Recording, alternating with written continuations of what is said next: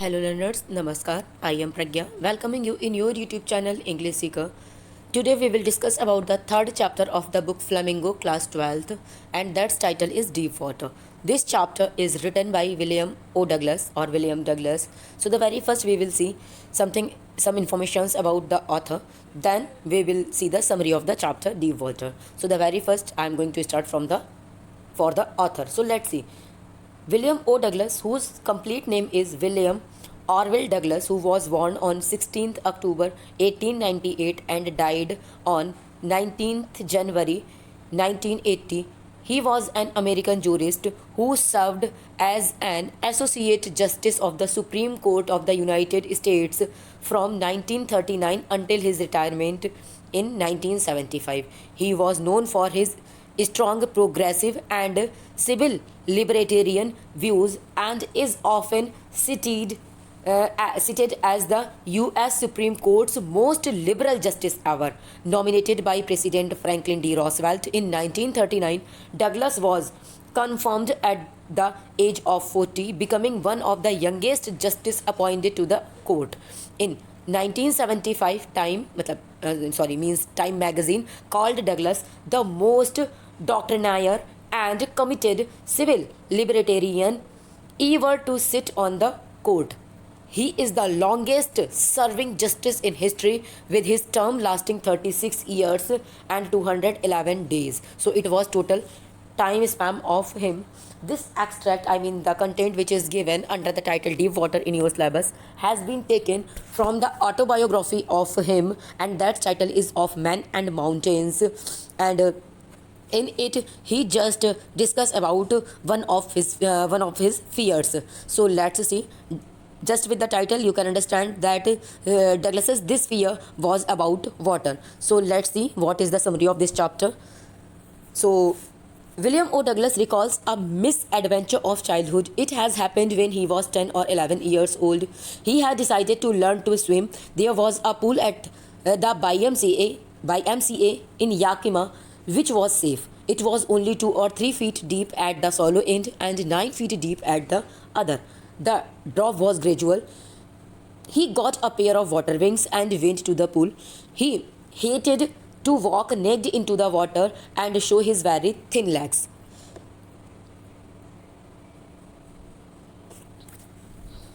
The author had developed an aversion to the water when he was 3 or 4. His father had taken him to the beach in California. They stood together on the surf.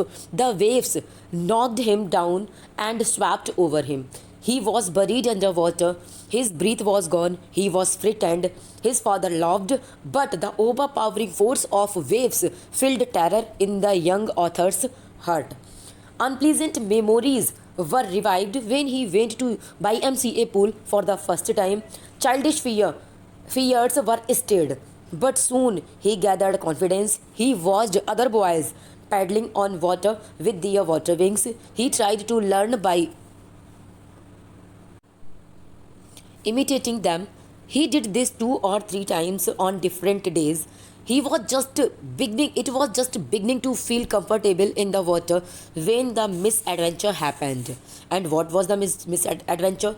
When he went to the pool, there was no one else, so he sat on the side of the pool to wait for others.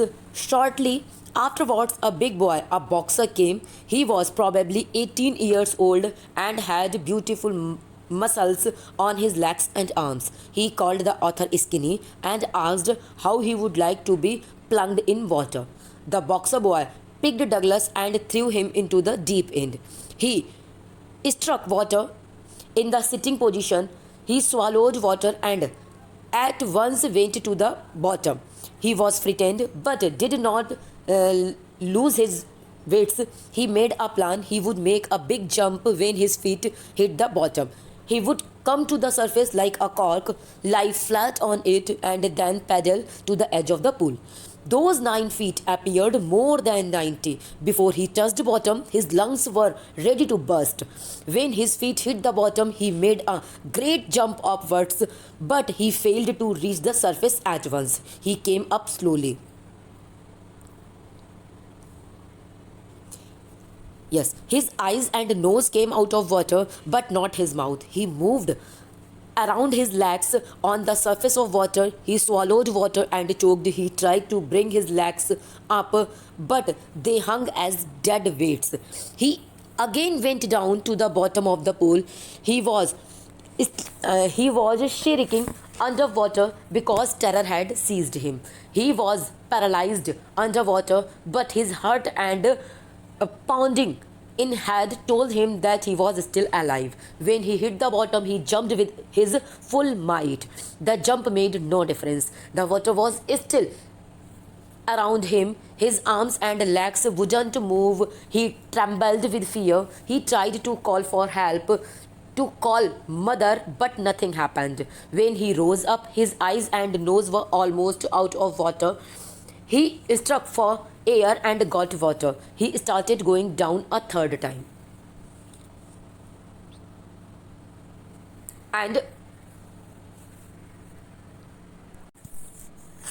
then all the efforts ended, and he relaxed. A blackness swept over his brain and wiped out terror. There was no more panic. He felt drowsy and wanted to sleep. He gave up all attempts.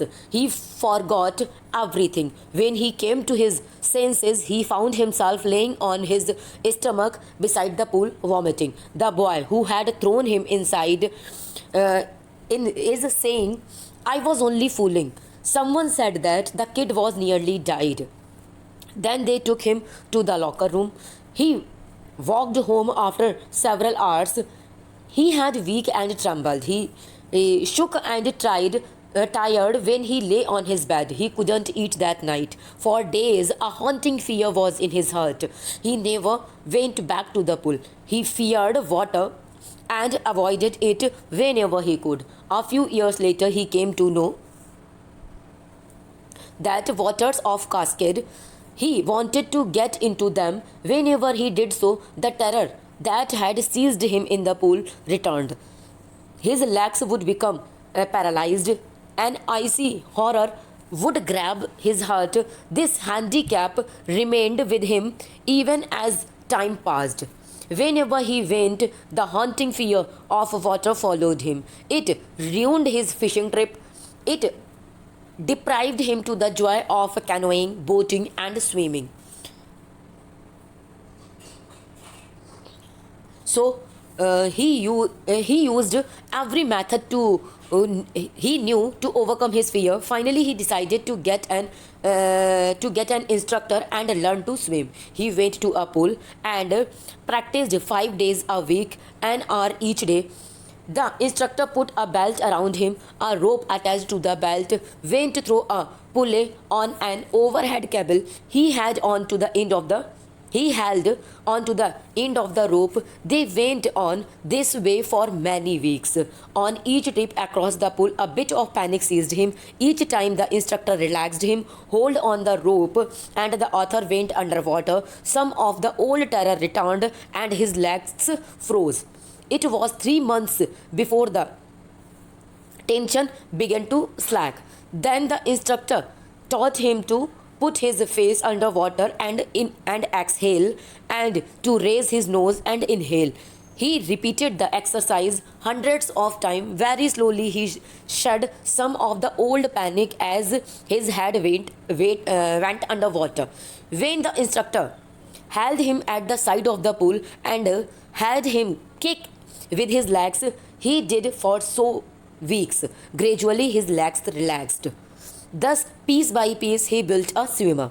Then, when he had perfected each pieces, he put them together into an integrated whole. He had started practicing in October, and in April, the trainer told him that he could swim.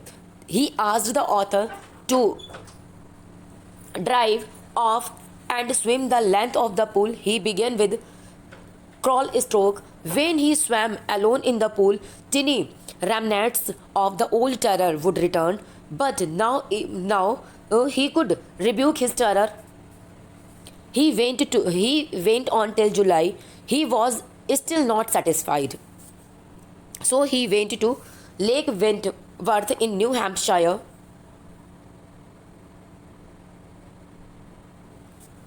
There he dived off a dock at Trix Island.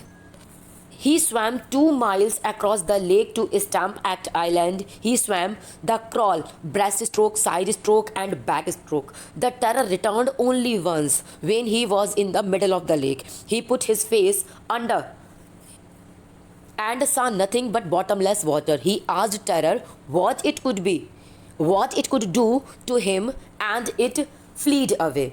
Some doubts still remained, so he went up the Titan to Conrad Meadows, up to the Conrad Trail to the Mead Glacier. He camped in the high meadows by the side of the warm lake. Next morning, he dived into the lake and swam across to the other shore of and back. He shouted with joy, and Gilbert Peak returned the echo. He had conquered his fear of water. The experience had a deep meaning for him. Only those who have known struck terror and conquered it can appreciate it. In death, there is peace. There is terror only in the fear of death. Roosevelt knew it. He said, all we have to fear is fear itself. The please mind about this thing that this sentence is this saying is said by Franklin D. Roosevelt. Okay, so Douglas has experienced both the sensation of dying and the terror that fear of it can produce. The will of living somehow grew in intensity. At last, Douglas felt liberated. He was free to walk the trails and climb the peaks and to ignore fear. So, this was the summary of this chapter in English. If you want, then I can provide you the summary in Hindi too. So you have to, for this you have to write in comment box if you will, then definitely I will provide you. First thing, then it is a humble request to all of you, please subscribe my channel if you want to get much more informative videos related to your syllabus, and thank you all of you.